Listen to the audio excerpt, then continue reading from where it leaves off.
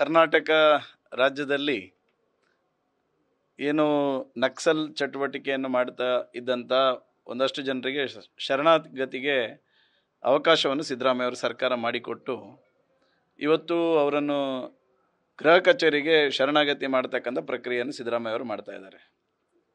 ಸಿದ್ದರಾಮಯ್ಯ ಅವ್ರ ಹತ್ರ ನಾನು ಮಾಧ್ಯಮದ ಮೂಲಕ ಕೇಳ್ತಾ ಇದ್ದೇನೆ, ಪೊಲೀಸರನ್ನು ಕೊಂದಿರ್ತಕ್ಕಂಥವರು, ನಾಗರಿಕರನ್ನು ಹತ್ಯೆ ಮಾಡಿರ್ತಕ್ಕಂಥವರು, ಸಮಾಜಘಾತುಕ ಶಕ್ತಿಯಾಗಿ ಸಮಾಜದಲ್ಲಿ ಬೆಳೆದಿದ್ದಂಥ ಈ ವ್ಯಕ್ತಿಗಳಿಗೆ ನೀವು ರೆಡ್ ಕಾರ್ಪೆಟ್ ಹಾಕಿ ಮುಖ್ಯಮಂತ್ರಿಗಳ ಗೃಹ ಕಚೇರಿಯಲ್ಲಿ ನೀವು ಅವರನ್ನು ಶರಣಾಗತಿ ಪ್ರಕ್ರಿಯೆಯನ್ನು ಮಾಡ್ತಾ ಇದ್ದೀರಿ ಅಂತ ಹೇಳಿದರೆ, ಏನೋ ಕಾಡಿನಲ್ಲಿದ್ದಂಥ ನಕ್ಸಲರನ್ನು ನಾಡಿನಲ್ಲಿ ಬಂದು ನಕ್ಸಲಿಸಮ್ ಮಾಡಲಿಕ್ಕೆ ನೀವು ಪ್ರೋತ್ಸಾಹ ಕೊಡ್ತಾ ಇರ್ತಕ್ಕಂಥದ್ದು.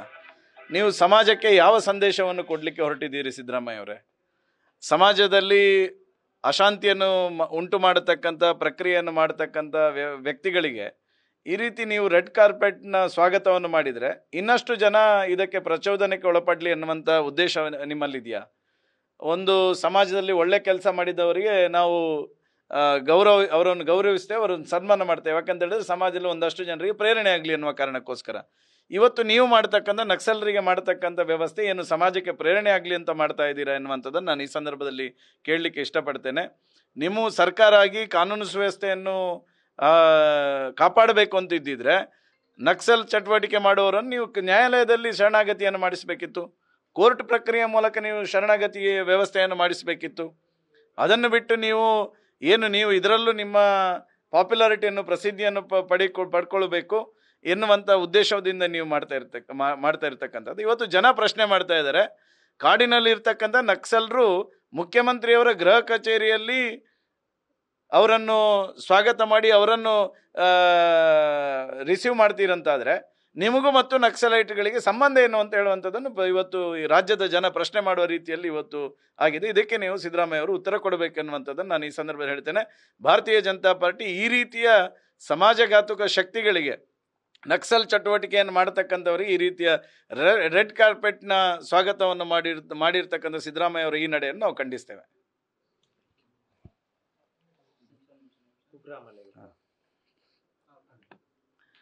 ಇವತ್ತು ನಕ್ಸಲರ ಅವರಿಗೊಂದು ಅವಕಾಶ ಕೊಡ್ತೇವೆ, ಅವರು ಶರಣಾಗತಿಯನ್ನು ಮಾಡಬೇಕೆನ್ನುವಂಥದ್ದು ಏನು ಘೋಷಣೆ ಮಾಡಿದ್ದಾರೆ ಸರ್ಕಾರ, ವಿಶೇಷ ಪ್ಯಾಕೇಜನ್ನು ಸಿದ್ದರಾಮಯ್ಯ ಅವರು ಘೋಷಣೆ ಮಾಡಿದ್ದಾರೆ. ಸಿದ್ದರಾಮಯ್ಯ ಅವ್ರ ಹತ್ರ ನಾನು ಕೇಳ್ತೇನೆ, ಸ್ವಾಮಿ, ಈ ರಾಜ್ಯದಲ್ಲಿರ್ತಕ್ಕಂಥ ಅನೇಕ ಕುಗ್ರಾಮಗಳೇನಿದೆ, ಸೇತುವೆ ಇಲ್ಲದೆ ಅನೇಕ ವರ್ಷದಿಂದ ಒದ್ದಾಟ ಮಾಡ್ತಕ್ಕಂಥ ಆ ಕುಗ್ರಾಮಗಳಿಗೆ ಎಷ್ಟು ಸೇತುವೆಯನ್ನು ಮಂಜೂರಾತಿ ಮಾಡಿಕೊಟ್ಟಿದ್ದೀರಿ? ಆ ಗ್ರಾಮಗಳಲ್ಲಿ ಇವತ್ತು ಪಶ್ಚಿಮ ಘಟ್ಟದ ತಪ್ಪಲಿನಲ್ಲಿ ಅನೇಕ ಗ್ರಾಮಗಳಿಗೆ ವಿದ್ಯುತ್ ಸಂಪರ್ಕ ಇಲ್ಲ. ಎಷ್ಟು ವಿದ್ಯುತ್ ಸಂಪರ್ಕಕ್ಕೆ ನಿಮ್ಮ ಸರ್ಕಾರ ಕ್ರಮವನ್ನು ಕೈಗೊಂಡಿರ್ತಕ್ಕಂಥದ್ದು? ಅನೇಕ ಪಶ್ಚಿಮ ಘಟ್ಟದ ತಪ್ಪಲಿನಲ್ಲಿರ್ತಕ್ಕಂಥ ಪ್ರದೇಶಗಳಿಗೆ ರಸ್ತೆ ಸಂಪರ್ಕ ಇಲ್ಲ. ಎಷ್ಟು ರಸ್ತೆಗಳಿಗೆ ನಿಮ್ಮ ಸರ್ಕಾರ ಬಂದ ನಂತರ ನಕ್ಸಲ್ ಪೀಡಿತ ಪ್ರದೇಶಗಳಿಗೆ ನೀವು ಅಭಿವೃದ್ಧಿಗೋಸ್ಕರ ಹಣವನ್ನು ಕೊಟ್ಟಿದ್ದೀರಿ? ಇವತ್ತು ನಿಮ್ಮ ಏನು ಎಡಪಂಥೀಯ ವಿಚಾರಧಾರೆಯನ್ನಿಟ್ಟುಕೊಂಡು ನೀವು ಅಧಿಕಾರಕ್ಕೆ ಬಂದಿದ್ದೀರಿ, ಆ ಎಡಪಂಥೀಯ ವಿಚಾರಧಾರೆಯ ವ್ಯವಸ್ಥೆಗೆ ನೀವು ಶಕ್ತಿ ಕೊಡಬೇಕೆನ್ನುವಂಥ ದೃಷ್ಟಿಯಲ್ಲಿ ಇವತ್ತು ನಕ್ಸಲರಿಗೆ ವಿಶೇಷ ಪ್ಯಾಕೇಜನ್ನು ಕೊಟ್ಟು ಶರಣಾಗತಿಯ ಪ್ರಕ್ರಿಯೆಯನ್ನು ನೀವು ಮಾಡಿದ್ದೀರಿ. ಇದನ್ನು ನಾವು ಭಾರತೀಯ ಜನತಾ ಪಾರ್ಟಿ ಖಂಡಿಸ್ತದೆ ಎನ್ನುವಂಥದ್ದನ್ನು ನಾನು ಈ ಸಂದರ್ಭದಲ್ಲಿ ಹೇಳ್ತೇನೆ. ನ್ಯೂಸ್ ಫಸ್ಟ್, ನಿರ್ಭೀತಿಯಿಂದ ನಿಮ್ಮ ಪರವಾಗಿ.